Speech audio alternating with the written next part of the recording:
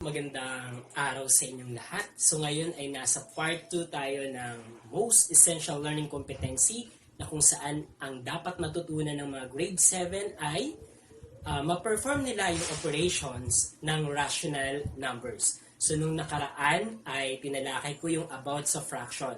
So since ang fraction natin ay pwede nating gawing decimal numbers, ngayong video lesson naman na to, ang focus natin ay operations on decimal numbers. Decimal numbers, most of them ay kasama sa ating rational numbers kasi hindi lahat ng decimal numbers ay rational numbers. May iba doon na under irrational. Ngayon ay nandito tayo para talakayin ang operations on decimals, junior high school edition. So, bakit junior high school edition? Kasi nung elementary kayo, ito ay natalakay na yung operation ng decimals. Ano ang kaibahan kay junior high school? So, kay junior high school kasi, nung mga nakaraang araw, ay natalakay na natin ang signed numbers or ang integers. Nag-add, nag-subtract, nag-divide, nag-multiply tayo ng ang isa ay negative, ang isa ay positive. And then, parehong positive, parehong negative, di ba? So, yun ang kaibahan at kung bakit nag-level up ngayon ang operations on decimals. Ang unang ipapakita ko ay kung paano mag-add ng decimal numbers. So, tignan natin kung paano. Okay, so find the sum. Pumili lang ako ng dalawa na aking tatalakayin and then yung dalawang natira ay kayo naman ang sumagot. Okay, so since addition tayo, mag-recall muna tayo. So, kapag nag-add tayo ng parehong positive, that is equal to a positive. Kapag nag-subtract tayo ng parehong negative, ang sagot ay negative. Kapag nag-add tayo ng magkaiba ang sign, so dito ay didepende ang sign kung alin ang mataas. So sabihin natin ito ay 2, ito ay 1. Okay. So let us have this one. So dito sa dalawang number na to, kapag in-add natin to, alin ang may mataas na absolute value? So, etong positive 2. So, therefore, positive ang sagot. Another one. So, 2 plus 1, then make this one as negative. So, titignan natin dito sa problem na to, ito naman ang may mataas na absolute value. Ito ay mababa. So, since ito ang may mataas na absolute value, ito, ang result natin ay negative. Okay? So, punta na tayo dito sa ating problem. So, commonly, ang nakalagay sa module natin, ang arrangement ay horizontal. So, paano natin isosolve ito? So, una, kailangan na i-arrange natin siya in vertical. So, vertically, dapat ay mai-align natin ang kanilang mga place value. So, gaya nito. So, negative 2 and 35 hundredths plus 1 and 95 hundredths. So, dito, tignan agad natin ang sign. Ano ba ang magiging sign ng sum natin? So, alin ang may mataas na absolute value? 2 and 35 hundredths ba? Or 1 and 95 hundredths? Ang may mataas na absolute value sa dalawa ay ito. So, therefore, ang magiging sign natin ay negative. So, ilagay natin agad dito yung negative kasi baka makalimutan natin sa answer sheet natin. Okay, next ay, since magkaibang sign nila, the rule in integers ay isusubtract natin ang kanilang absolute value. So, subtract the absolute value, so dapat ma-align pa rin natin. So, kung ito ang decimal point natin, so sa place value chart natin, so, nandito ang 2 as ones. And then, nandito naman ang 35 hundredths. Okay. And then, ang isusubtract natin sa kanya ay 1 and 95 hundredths. Okay. So, we have this one. Okay. Subtract natin. 5 minus 5, 0. 3 minus 9, cannot be, i-rename natin. So, ito magiging 13, ito magiging 1. Okay, 13 minus 9, so ilan yan? So, we have 4. Okay, and then don't forget the decimal point. Then 1 minus 1, 0. Okay, so the answer for this is 0. Okay, 40. Or this can be read as 4/10. So pwedeng wala na yung 0 na yon. So this is 4/10 and then negative. So negative yung sagot natin. Okay, what about itong number 2 natin? So yung number 2, ang kaibahan ay 1, 2, 3. Tatlo yung addends natin. So paano natin to isosolve? Okay, so kapag tatlo ang isosolve natin at kung susuriin natin, ito positive, positive, ito ay negative. Pwede nating ang sagutan muna ay yung positive muna. So positive, positive muna tayo. So ilagay natin dito, we have 1 and 2/10 plus 5 and 300. So 300 siya. So add natin. So para hindi tayo malito, pwede tayo maglagay dito ng 0. So 0 plus 3, that is 3. 2 plus 0, that is 2. Decimal point, don't forget, 1 plus 5 is 6. So the sum of the first two addends natin ay 6 and 23 hundredths. Okay, next to that, saka na natin ilalagay si 4. Okay, 4 and 9/10. Kaso dito, eto ngayon ay positive, eto ngayon ay negative. So anong gagawin natin? So let us decide sa kung ano ang magiging sign ng ating sum. So, alin ang may mataas na absolute value? 6.23 or 6 and 23 hundredths ba? Or 4 and 9/10? So, may mataas na absolute value ay 6 and 23 hundredths. So, positive. Lagay na natin dito yung positive para hindi tayo maguluhan. And then, dito, so since magkaiba ang sign, isusubtract natin. Isusubtract natin yung absolute value. So, i-disregard na natin ngayon ang sign nila.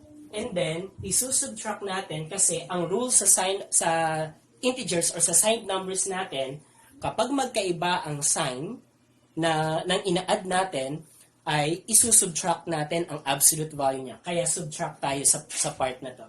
Okay? Maglagay tayo ng 0 dito para hindi tayo malito. 3 minus 0, that is 3. 2 minus 9 cannot be renamed. So, magiging 12 ito, magiging 5 naman ito.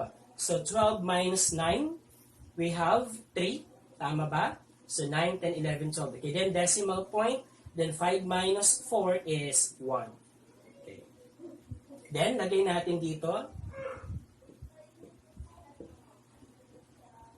Okay, so the answer is positive 1 and 33 hundredths. Okay, sa activity naman na to, ang kukunin natin ay yung difference. So, find the difference. So, pag sinabing difference, we are about to subtract. So, this is the answer sa subtraction natin. Okay, and then dito, so, level up nga tayo, may mga side number tayo. So, negative, negative ang ating isusubtract. So, paano ito? Okay, so, sa lesson about integers na talakay na natin yung rule dito. So, unang gagawin, change the sign of the subtrahend, then proceed to addition. So, subtrahend lamang ang pakikialaman natin at ang operation. Okay? Ito ang ating subtrahend. Yung pangalawang number, yung isusubtract natin doon sa minuend. So, kung ito, change the sign of the subtrahend. So, negative 2.5 ito, so magiging positive 2 and 5/10. Okay? And then, proceed to addition. So, yung operation magiging ng plus. Minuend, just copy. Okay, so ito na ang corresponding addition part ng subtraction na given kanina. Okay, paano natin sasagutan to? Kung titignan natin, negative to, positive ito. So, ibig sabihin, pag nag-add tayo ng positive sa negative, sinusubtract natin, di ba, ang absolute value niya. So, ngayon ay magde-decide muna tayo alin ang susundin nating sign ng ating sum dito na sa part na to. 1.5 or 1 and 5/10, 2 and 5/10. Ang mas mataas na absolute value ay 2 and 5/10. Ang sign niya ay positive, kaya dito ay positive. Okay, next, isusubtract natin. So, 2.5 ang may mataas na absolute value, siya dapat ang nasa taas. So, 2 and 5/10. Okay, next, subtract ang 1 and 5/10. tenths. Okay, subtract natin. 5 minus 5, 0. Decimal point 2 minus 1, that is 1. So the answer here is 1. Okay, so pwedeng 1, pwede namang 1.0. That is just the same. So this is our final answer. Okay, number 2 tayo. So, change the sign of the subtrahend. Negative siya, so magiging positive 1 and 98 hundredths. Operation na subtraction magiging addition.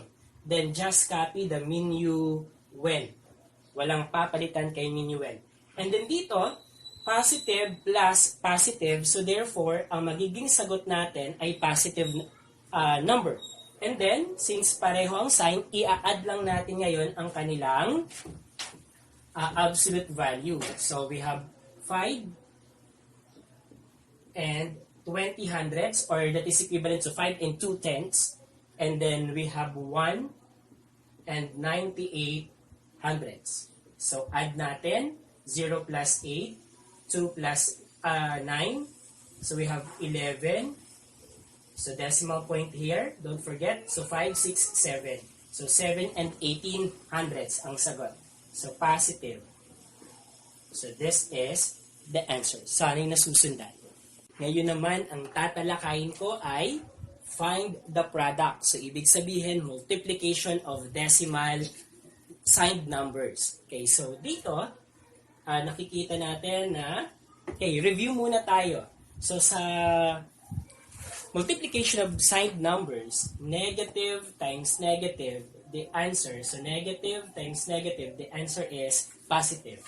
Positive times positive, the answer is still positive. Negative times positive, the answer is negative. The product is negative. Then positive times negative, the product is negative. Ibig sabihin, kapag magkapareho ang minumultiply natin, ang signed numbers niya, immediately positive ang sagot.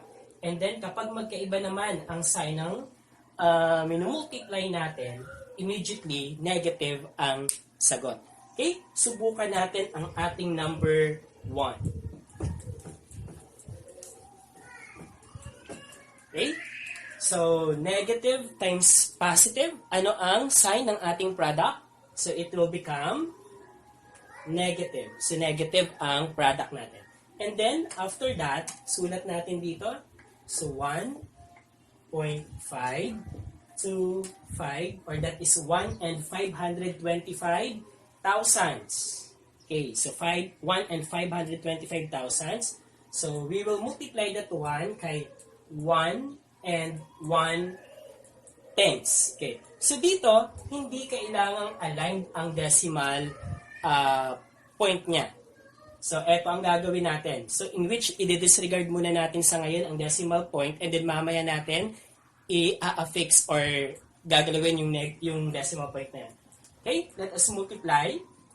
So 1 times 5, 5, 2, 5, 1. Another 1, 1 times 5, 5. So, dito na tayo maglalagay sa below the second to the last digit.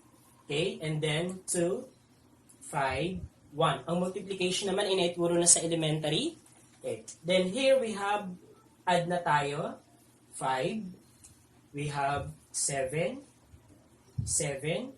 We have 6. We have 1. Okay. Since nakuha na natin yung product, saka na natin dito itatouch ang decimal point. Magbibilang tayo ng decimals dito sa ating given. Okay. So, we have 1, 2, 3, 4. So, ilang numbers or ilang digit ang after the decimal nung given natin. So, 1, 2, 3, 4. So, we have 4 decimals. So, ibig sabihin, dapat dito sa product natin, meron din tayong 4 decimals. 1, 2, 3, 4. So, dapat nandito ang decimal point natin. So, 1, 2, 3, 4. Okay? Sana ay nasundan. So, ilalagay natin dito ang final answer natin. So, negative 1 and 6,775 10 thousandths. So, tama ba? So, 1, 2, 3, 4, 10,000. So, negative 1 and 6,775 75 ten thousandths. Okay. Next, number 2 naman tayo. Okay, so binago ko yung problem. So, tinaasan ko. So, higher than 5 ang makikita natin dito na ibang part. Okay, so dito, positive times positive, the product will be positive. Okay. And then, multiply natin siya, 0 and 981 thousandths. Okay, then times 7 and 2 tenths. Okay, multiply natin, 2 times 1, 2, 2 times 8, 8, 8, 16, carry 1, 2 times 9, 9, 9, 18. 18 plus 1, 19. And then, 2 times 0, that is 0. Okay, next, yung 7 naman, 7 times 1, 7. So, below the second to the last digit. Okay, so we have 7 here. Then, 7 times 8. So, kung hindi sa ulado ang multiplication table, pwedeng gumamit ng kamay. So, 6, 7, 8, 9, 10. 6, 7, 8, 9, 10. So, we have 7 times 8. So, ang 7 times 8 natin ay ganito. Okay. Pagdidikitin lang yung 7 and 8. And then, 1, 2, 3. Okay, 1, 2, 3. Then, 1, 2. Okay, 3 times 2 tayo. Kailangan natin yan. And then, eto naman by 10. 10, 20, 30, 40, 50. So, 50 plus 3 times 2, we have 6. So, that is 56. So, 56. Ang 6 dito, ang 5 ay carry dito sa susunod na number. So, this is, we have 9.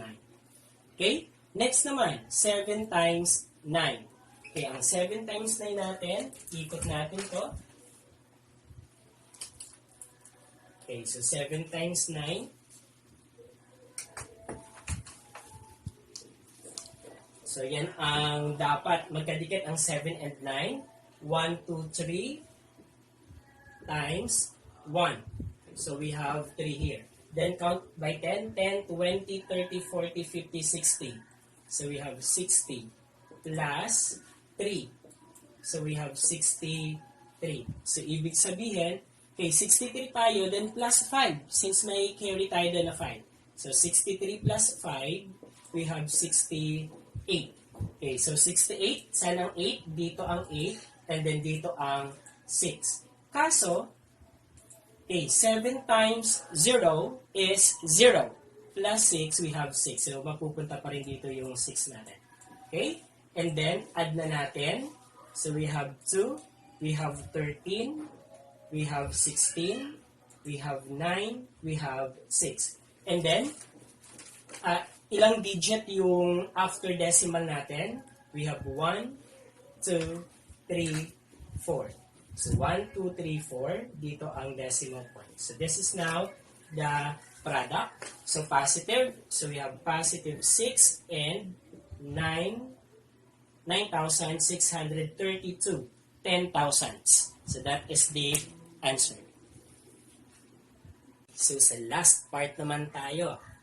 Quotient. So, find the quotient. Ibig sabihin, ito yung sagot sa division ng ating signed decimal numbers. Okay, so dito, recap muna tayo kapag nagdi-divide tayo. So, kapag negative divided by negative, the answer is positive. Positive divided by positive, the answer is still positive. Like sign will result to a positive quotient. And then, positive divided by negative, the answer is negative. Negative divided by positive, the answer is negative. So, ibig sabihin, dividing unlike sign or different sign will result to a negative number. Okay? So, puntahan natin ang first problem natin. Okay, ang first problem natin ay ito. So, negative 1 and 25 hundredths divided by negative 25 hundredths. Okay, so dito, negative divided by negative, it will result to a positive quotient. Okay? And then, i-divide natin to. So, sa division, hindi pwedeng ma-interchange yung dalawa, kaya we need to be careful. So, ito ang nasa loob natin ay 1 and 25 hundredths. Hindi ko na nilagay yung sign kasi nakapag-decide na tayo about sa quotient. So, pwede nang i-disregard yung sign.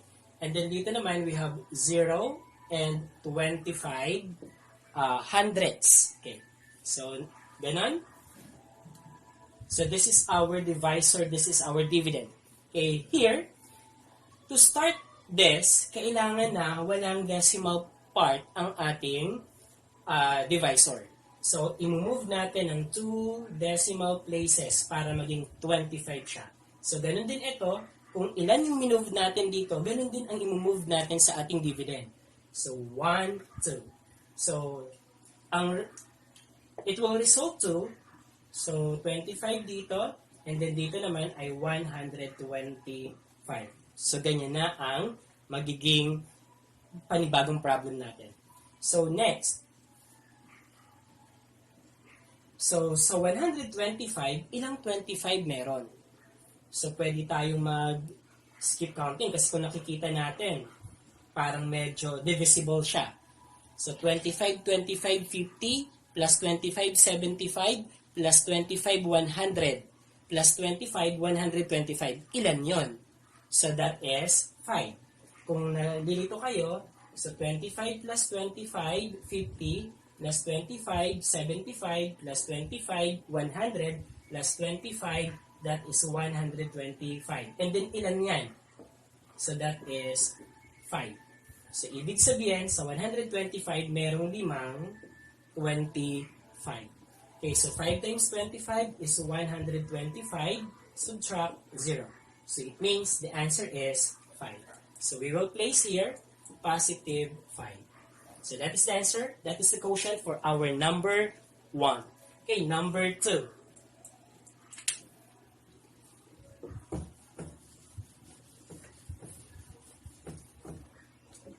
Okay, ang number 2 natin, negative divided by a positive number. Immediately, the quotient is negative kasi unlike sign. And then, divide natin. So, 4 and 100ths divided by 1 and 9 tenths. Unang gagawin, move the decimal place. Kung isa ang minove natin dito, isa din ang imumove doon. So, ibig sabihin, magiging problem natin ay 19 ito, and then ang dividend natin ay 40.1. Nasundan? Sana yung nasusundan. Okay, next. Ilang 19 meron sa 40? So, we have 19 plus 19. The answer is 38. So, medyo, okay, dalawa lang. So, ibig sabihin, we have 2 here. 2 times 19, 38. And then, subtract, we have 2. And then, may decimal point tayo, write it sa quotient natin. And then, bring down the next one. The next number. So, 21. Ilang 19 meron sa 21? Isa. So, 1 times 19, 19. Then, subtract 21 minus 19, we have 2. And then, 0, bring down 0, we have 20. So, ilang 19 meron sa 20? Isa. So, 1 times 19, 19. And then 20 minus 19, we have 1. Then bring down another 0, we have 10. Ilang 19 meron sa 10? Wala. So since wala, we need to place 0 sa quotient natin. Then 0 times 19, we have 0. And then we have 10 minus 0, we have 10 here. Okay? So 10. Add another 0, we will have 100. Okay, so 100, ilan ang 19 na nandoon? That is 5. So 5 times 19, ilan yan? So 19 times 5. So 45. 5, 9. So we have 95. So 95. Then subtract, we have 5. Okay, so baka hindi matapos ang solving natin. So we can ask our teacher kung ilang decimal points dapat ang involved. Okay, so commonly naman ay we are rounding it off sa 2 decimal place or sa hundreds. So dito, since nakita na natin, so pwedeng ang ilagay natin ay negative 2 and 1100. So pwede na ito. Pero kung sinabi ni teachers na talagang hanapin yung hanggang sa dulo, so ibigay natin. Pero sana na-try din ni teacher para nalaman niya kung gaano kahirap. Okay? So that's all for today. At sana ay may learning kayo. Yung ibang mga activities or ibang mga item na hindi ko sinolve ay kung maaari ay inyong gawin para malaman natin kung inyong natutunan ang ating lesson ngayon.